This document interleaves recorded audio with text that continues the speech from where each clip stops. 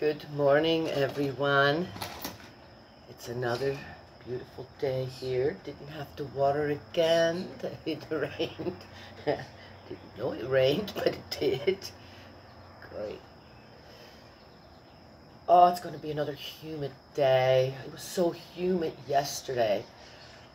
I think that since we don't have central air at the farm, we have a little window unit and it works perfectly, and I've had that, golly goodness, 18 years now. Had to take it apart one time. It wouldn't work anymore. I'm going, took the whole thing apart myself, cleaned it up really good, put it back together, and it's working again fabulously.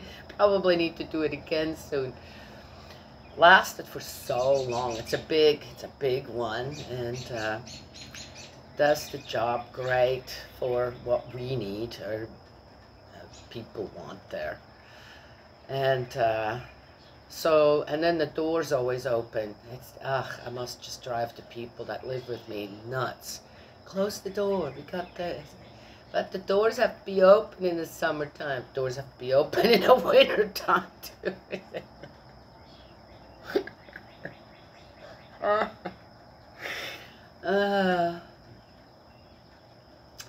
Anyway, so I noticed that somehow I'm noticing the humidity way more here because you walk into this nice cool house every time afterwards. And I've been here long enough that my body's kind of reacting to the two environments.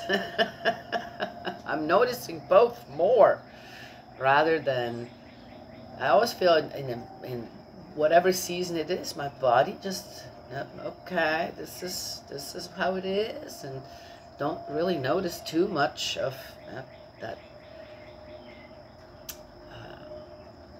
it's over the top one way or the other somehow. But I'm noticing here, you walked out yesterday, several going, oh, sat here for a few minutes going, oh, this is insane. I'm going, wait a minute, there's no more humidity right now here than it is usually all the other years, and why do I feel it so much more, right? Oh, because I'm spoiled now, yeah. Or my body just doesn't know quite what to do. How do you want me to regulate this here? Right? Yeah, interesting. So we went for a walk yesterday. We needed to go and find some sticks so we can build a little fence around our garden so the dogs won't keep walking into it. Attraction, right? I'm looking up there. I said, you got all this other stuff out here. You got to walk into that garden? So my grandson and I, my granddaughter too, but she was busy with other things. We were sawing, hand sawing, and had a great time putting up that little fence. It's not quite done. We need to go and find some vines so we can string it. Yeah. Well, anyway, that's how we're going to do it. Easiest way for us to do it. And then I gave him, have one little tiny little Swiss Army knife, has one little blade on it, and we were whittling, showed him how to whittle. Oh, he loved it, loved it. He's 7 years old. He's very, very active, and he uses his body a lot, right? Yes, yeah. So sometimes a little too much and gets him into trouble. And so, you know, giving him a sharp tool. But he did really, really well. I sat right there with him, whittling with my big knife, and I pulled mine out, which is a big old hiking knife. I mean, a Swiss Army as well, a Victorinox. They are the best knives, and they have a lifetime warranty. Anything goes wrong with it, you can get it either replaced or they fix it. Yes, isn't that something? Anyway, so here we are whittling, and of course you have to get the biggest stick. You couldn't just pick something small to start with. No, I let him. He loved it. He just loved it. He was really into it. And he did really, really well, concentrated really well. Yes, yeah, that's good. So So we did that for a long time out until we got too hot. Yeah, it was so hot. And we are under shade here, but still. And while we were doing that, we found a whole bunch of this. You all know what this is. This is bee balm. I grow that at the farm, and one thing with bee balm in weather like this, it also gets a fungus, and it's very normal for it to get that. So, but we found both with the fungus on it, but we also found without it. I found a whole bunch without it, and this is a great herb for your stomach, even when you have ulcers. It's great for, it's antimicrobial, which is funny because it's got that fungus on it, right? But it also is an anti-inflammatory. It helps with ulcers, all kinds of other things that your gut's, you know, not happy or has a problem with. Digestion and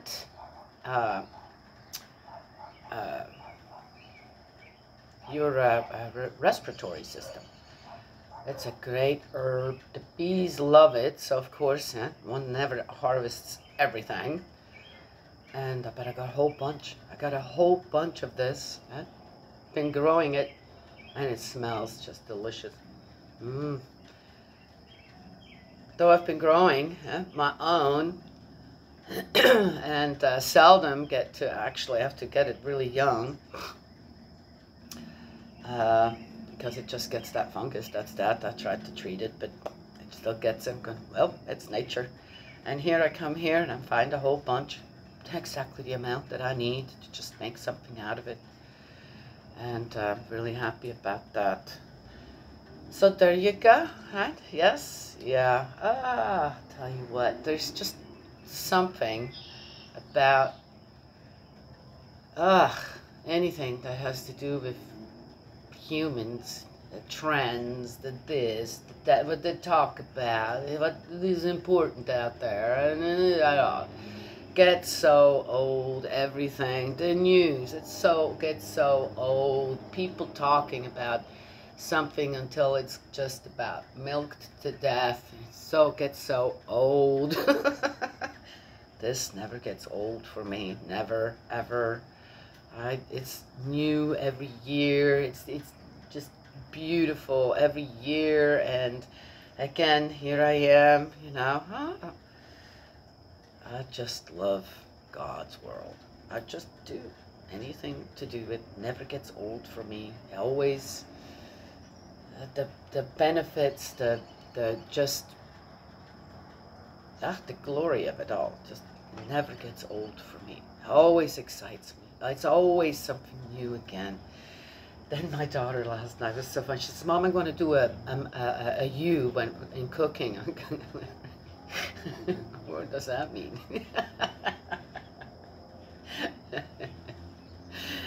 Seeing what you got and kind of put it together. And she had a can of bamboo shoots. I love bamboo shoots. They're so good, but you have to cook them. They're not supposed to eat them raw, okay? They have a toxic substance in it that after you cook it, cooks out. And so interesting. It was so good too. She looked up a recipe with bamboo shoots and with what she had, and then just added a whole bunch of basil that we harvested. It was really, really good. She's a great cook, I have to say. And it reminded me of, then here eating bamboo shoots, but no, I want to eat bamboo shoots more. And I used to can them myself, pickle them, so delicious. And they too are very nutritious, lots of fiber in it, lots of potassium, all kinds of other things that are good for you, yes. So now I want to grow my own bamboo forest. It's so great for so many different things. I've wanted to do that before. I tried before and it didn't work. Mainly because I didn't put it in right. Just thought, well, let's see if this is meant to be, right? Yes, because again, I'm the only one who wants a bamboo forest at the farm. Everyone says, yes, it's going to take over. This doesn't take over. Yes, it gets big, but anyway, there's so much room there. Anyway, and it grows very well in this environment. I used to go and pick bamboo shoots at a friend's place, yes, and he's passed away now. He had to move, and he passed away several years ago. But a friend and I, we used to go every year and go and pick in the spring. It's another spring, a spring vegetable that comes up, right? All you do is just pick it. And so good for you, good to eat. And he had to move. He had the most amazing little house, a tiny house that he built himself, and it was a great place. He was a great guy, but he had neighbors that wanted his land, and they wanted it for years and years and years, and they made life hell for him. He was a really amazing guy, good guy, sweet guy, helped you out wherever, this and that. I mean, lived by himself, had some dogs. And the neighbors even poisoned his dogs. They set one part of his, where he lived, on fire, stuff like that. And the police, the law enforcement in the area didn't do anything. You know why? Because they're related to the other guys. Which was kind of sad. And eventually it got to the point where he feared for his life. He started to fear for his life. Isn't that something? Yeah. And of course this was way out in the boonies as well, you know. Had to get to him with little tiny roads and, oh, dear me. So he ended up moving. And I guess they got what they wanted. So sad. I think of that. It's interesting on how, again, so I ate bamboo shoots. I want to grow my own bamboo shoots, and remembering again those times, and then remembering our friend. And on how he was driven from his home by things that should never be allowed for people to do to someone else, regardless, right? Yes, and he had no help. He had no help to defend his homestead. None. Zero. That was that.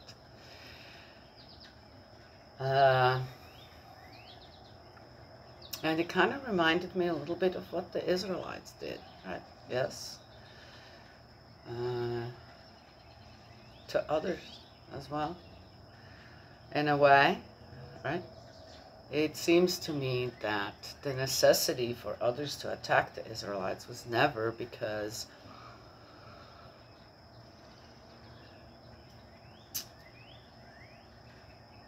the offense came from others first.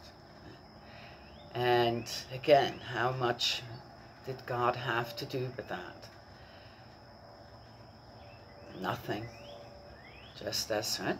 Just told you the story. Well, which side would you be on? I'm just asking. On the side of the people who wanted that land? Already had a lot of it. Wanted that land? That little corner of his? Made life hell for him. Hell.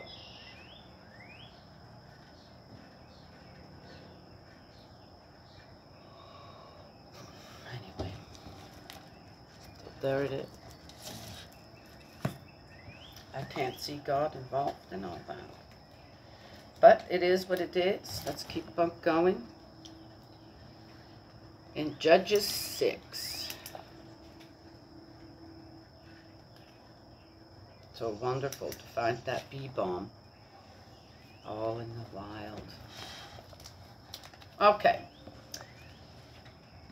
And here we are. Oh, this is a long one, guys. And it's, of course, all... Yep. Gideon and Abimelech. The call of Gideon. Israel oppressed by the Midianites. Right? Okay, so were they really that oppressed, or is this just all, again, oh, so this is the other way around. It's the Israelites. Well, it's the Israelites who are moving into the areas, right? And from everything that we've read, yes, well, okay. The Israelites can't be trusted. That's what it sounds like to me. In many ways. I wasn't there, I don't know. It is written down as it is written down. One could say a lot more to it and how that may have gone, or what I'm hearing when I kind of look behind on what is going on. But it was as it was. The Israelites did what is evil in Yahweh's eyes, and for 7 years Yahweh handed them over to the Midian. And Midian bore down heavily on Israel. To escape from the Midianites, the Israelites used the mountain clefts and the caves and shelters. Whenever Israel sowed seed, the Midianites would march up with Amalek and the sons of the east. They would march on Israel. They would pitch camp on their territory and destroy the produce of the country as far as Gaza. They left Israel nothing to live on, not a sheep or an ox or a donkey, for they came as thick as locusts with their cattle and their tents. They and their camels were innumerable. They invaded the country to pillage it. Thus Midian brought Israel to great distress, and the Israelites cried to Yahweh. Now again, so, well, one can say, well, how about this? You know, this is like the other way around. The Israelites are like my friend, and yeah, the Midians are like these neighbors. And yeah, but it says here, what they said is that the Israelites do what is evil in Yahweh's eyes. What did they do? What did they do that was so bad that God would deliver them into the hands of such destructive people?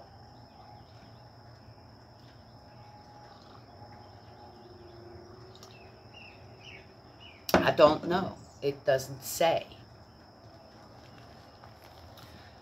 So, again, were the Midians just fighting back over something else? I have no idea. It doesn't say. A message from a prophet. When the Israelites, seems more to the story than what we just read. When the Israelites cried to Yahweh because of Midian, Yahweh sent the prophet to the Israelites. He said to them, "This is what Yahweh, God of Israel, says. It was I who brought you out of Egypt and led you out of the place of slave labor. I rescued you from the power of the Egyptians and from the power of all who oppressed you. I drove them out before you and gave their country to you. And I said to you, I am Yahweh your God. You are not to fear the gods of the Amorites, in whose country you are now living, but you have not listened to my voice."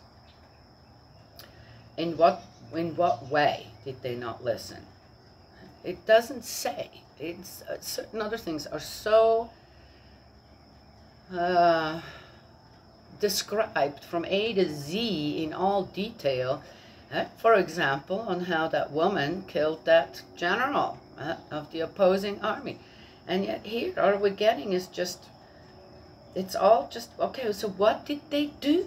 What did they do not right? What was it? It doesn't say. Right? And then they just assume, well, we've lost favor with God, and that is why, right? Yes. Nothing to do with them somehow. Then they're being reminded, well, who helped you out all this time? It's, as I said, I'm not, again, a message, and it's a message from a prophet. God's not talking to anybody here, it seems like. It's just people saying, well, this is it, this is why. In a very superficial way. The angel of Yahweh appears to Gideon. Oh, it's interesting. The angel of Yahweh came and sat under the terebinth at Ophrah, which belongs to Joash of Abiezer. Gideon, his son, was threshing wheat inside the winepress to keep it hidden from Midian, And the angel of Yahweh appeared to him and said, Yahweh is with you, valiant warrior. Gideon replied, excuse me, my lord, but if Yahweh is with us, why is all this happening to us? And where are all his miracles, which our ancestors used to tell us about when they said, did not Yahweh bring us out of Egypt? But now Yahweh has deserted us. He has abandoned us to Midian. At this Yahweh turned to him and said, the angel of Yahweh, I thought. See, you got to be clear about these things, okay? It is the Bible. Go in the strength of yours, and you will rescue Israel from the power of Midian. So Gideon is becoming another judge here, sounds like. Am I not sending you myself? Gideon replied, forgive me, my lord, but how can I deliver Israel? My clan is the weakest in Manasseh, and I am the least important of my father's family. Yahweh replied, I shall be with you, and you will crush Midian as though it were one man. Gideon said, if I have found favor in your sight, give me a sign that you are speaking to me. Please do not go away from here until I come back to you, bringing you my offering and laying it before you. And he replied, I shall stay until you come back.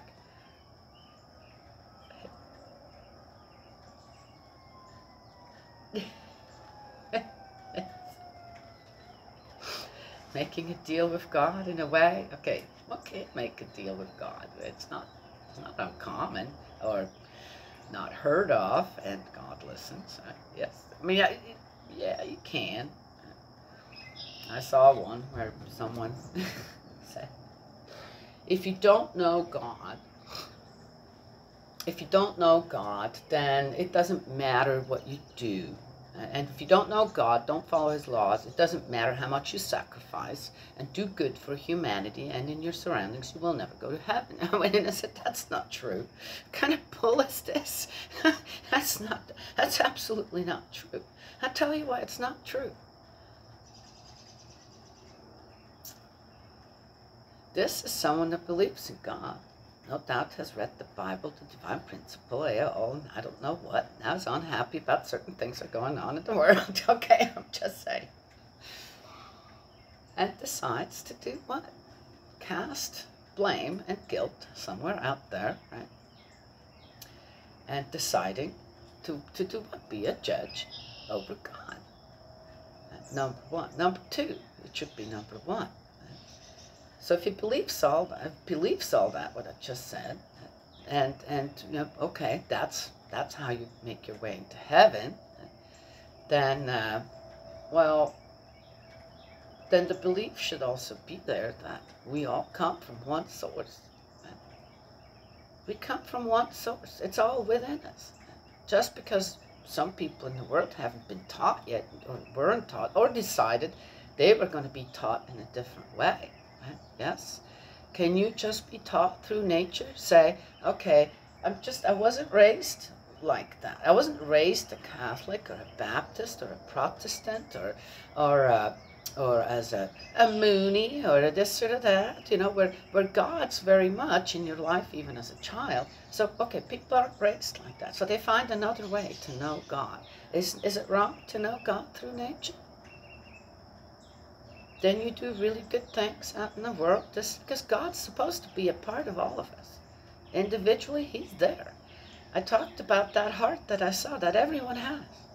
Right? Yes, our blood, right? You cut yourself, everybody bleeds red. That's it. It doesn't matter who you are. Yes? So God is within us, if we acknowledge that or not. So what is it to know God? There are no different ways to know God. If you're a good, kind human being that is a keeper and a user, yes, of certain things, yes, a user of certain good things, yes, responsibly, but never an abuser of anything. Why, you really think that when people pass away like that, or people like that, they've done good, great things in their life. Yeah, I'm not a big religious person. Doesn't necessarily mean I don't believe in God. It's just they know God differently. Yes, that means that when they pass away, what, the gates of heaven will be closed to them? Really? That's what that guy said? I said, that's not true. That is absolutely not true. No. Yes? What I find with the Israelites, and Gideon is doing the same thing, questioning God again. It's the questioning. Right? Well, but why did you? And blah. Gideon never looked at himself and said, why are we in this position? He could have asked God, say, why are we really in this position? What are we doing wrong? It's been some time. He calls them the ancestors. Our ancestors told us all these fabulous stories about you. Why are we not a part of this anymore? Right? Why don't we have? Right? I says, well, here I am. Right? First of all, here I am. Right? Letting you know there is a way. And then, but I'm not even, we're not even in a big tribe, and I'm the least of, well, what does that matter? What does it also say? He's threshing the wheat somewhere where we usually make wine. Right? So it's hidden away, probably in a building or something.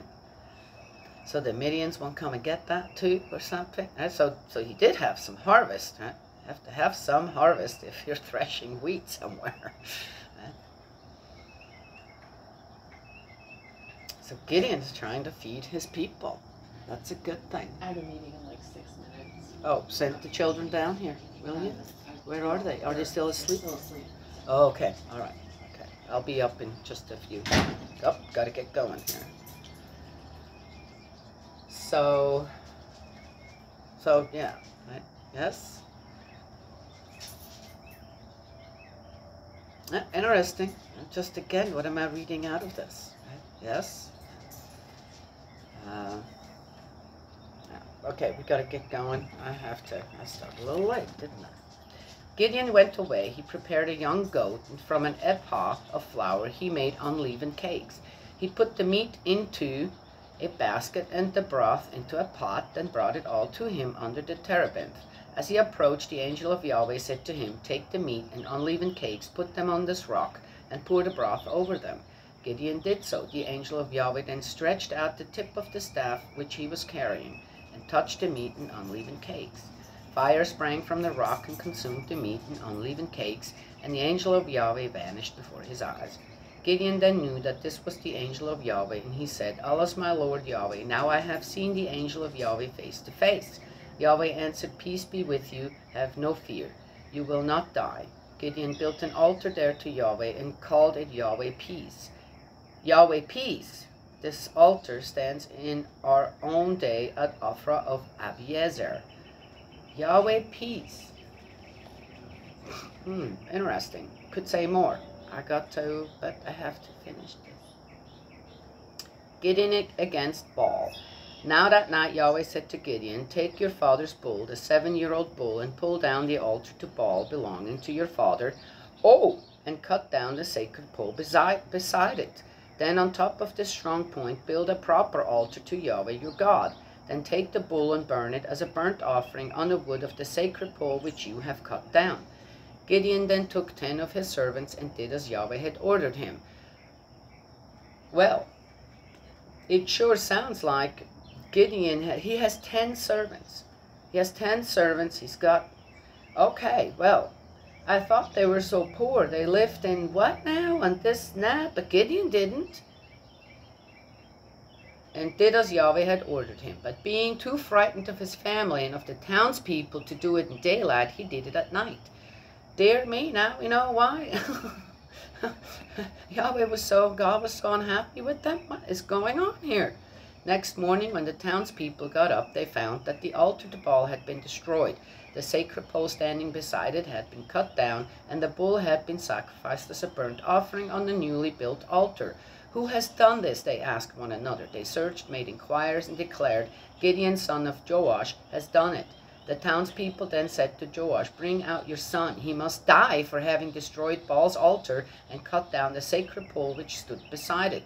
To the people all crowding around him, Joash replied, is it your job to plead for Baal? Is it your job to champion his cause? Anyone who pleads for Baal must be put to death before dawn. If he is a god, let him plead for himself, now that Gideon has destroyed his altar. That day Gideon was given the name Jerubbaal, because they said Baal must plead against him because he has destroyed his altar. What are the Israelites doing here already? The call to arms. All Midian and Amalek and the sons of the east joined forces, and having crossed the Jordan, pitched camp in the plain of Jezreel. And the Spirit of Yahweh clothed Gideon around. He sounded the horn, and Abiezer rallied behind him. He sent messengers throughout Manasseh, and Manasseh too rallied behind him. He sent messengers to Asher, Zebulun, and Naphtali, and they marched out to meet him. The sign of the fleece. Gideon said to God, if it is really you delivering Israel by means of me, as you have said, look, I am going to put a woolen fleece on the threshing floor. If there is dew only on the fleece and all the ground stays dry, then I shall know that you will deliver Israel by means of me, as you have said. And so it happened. Early next morning Gideon got up, squeezed the fleece, and wrung enough dew out of the fleece to fill a cup. Yuck. Gideon then said to God, do not be angry with me if I speak just once more. Allow me to make the fleece test just once more. Let the fleece alone be dry, and there be dew all over the ground. And God did so that night. The fleece alone stayed dry, and there was dew all over the ground.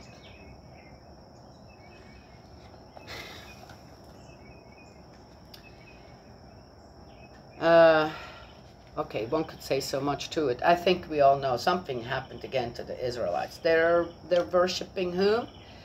Where are the Ten Commandments? Where is the Ark of the Covenant? Where are the Levites? Right? What's going on here? What happened? Shortly after Moses passed away, Joshua passed away. Right? What happened? Everything is forgotten already. Yes. Anyway, and what does this sound like? What is Gideon doing? Right? Okay, sounds like eventually he'll be what? All right. Victorious over something. Could be, could not be. I don't know. Maybe this is just all a story. Right? Yes? People might say God's testing us. It sounds like Gideon is testing God. God's just there. What did I say? Even if people don't know God, God's within them. If they want it or not, He is there. That presence is there.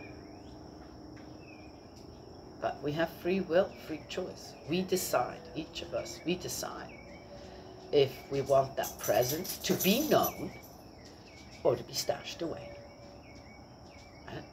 And sometimes it shows itself in different ways, that presence, through a person. Yes? Okay, just saying. If it's on the side of goodness. Yes.